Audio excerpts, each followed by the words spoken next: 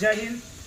आज आम आदमी पार्टीच्या वतीनं महाराष्ट्राचे मावळ येथे छत्रपती शिवाजी महाराजांचे स्मारक अवघ्या 8 महिन्यामध्ये कोसळलेलं आहे।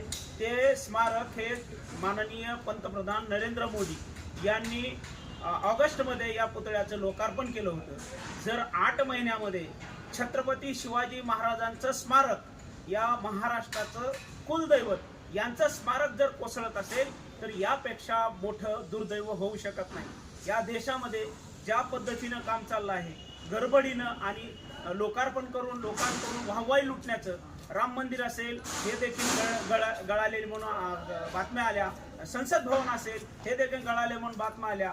ज्या ज्या ठिकाणी पंतप्रधानाने उद्घाटन केली ते पूल असेल, रस्ते असतील, संसद भवन असेल, जर ही यासारख्या